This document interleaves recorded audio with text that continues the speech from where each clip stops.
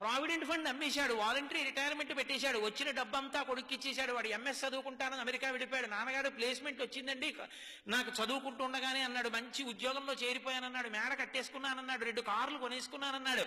ఒరే ఒక్కసారి రారా అంటే మాత్రం నాన్నగారండి ఇప్పుడు సెలవు కుదరదండి, నేను వస్తానండి, స్కైప్ లో చూడండి నన్ను కావాలంటే అన్నాడు. ఎప్పుడో వస్తాడు వాడు, ఉన్నదంతా వాడికి ఇచ్చాడు. ఒరే నాకు ఇస్తావా అని అడుగుతాడా తండ్రి? అడగడు. ఆ పెంకుటింట్లో ఉంటున్నాడు. నాన్నగారండి విమానం అంత కారు కొనుక్కున్నానని ఫోటో పంపించాడు. అది చూసి ఈ పెద్ద ఆయన పెంకుటింట్లోంచి రోహిణీ కార్తిలో ఉత్తరీయ నెత్తి మీద వేసుకుని ఎదురింటికి వెళ్ళి తలుపు కొట్టి మా అబ్బాయి విమానం అంత కారు కొనుక్కున్నట్ట ఫోటో చూడండి అంటాడు. నువ్వు పెంకుటింట్లో ఉంటున్నావు కదరా అంటే, పోన్లేదురో ఎంతకాలం బతుకుతాను, మా అబ్బాయి సంతోషంగా ఉన్నాడుగా అంటాడు. కొడుకు యొక్క సంతోషాన్ని చూసి సంతోషించగలిగిన వాడు తండ్రి. తను సంతోషించి కొడుకు సంతోషించాలనడం అది తండ్రితనం అంటే.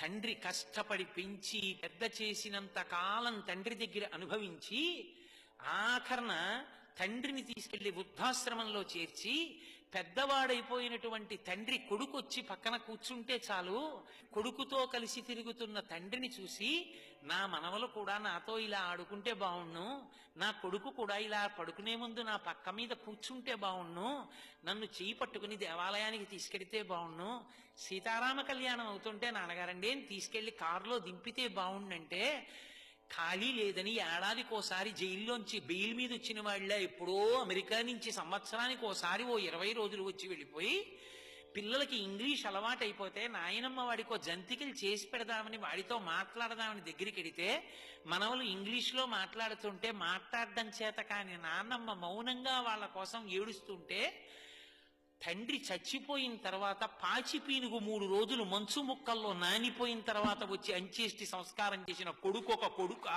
వాడి సంపాదన ఒక సంపాదన. తండ్రి పక్కన కూర్చున్నవాడు తండ్రిని సంతోషపెట్టినవాడు కొడుకు.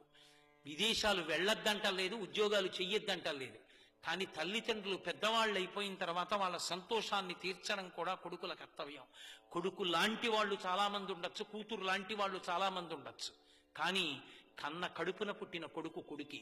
వాడికి ఆ కర్తవ్యం లేనప్పుడు వాడికన్నా ఇంట పెరుగుతున్న పెంపుడు కుక్క మీద.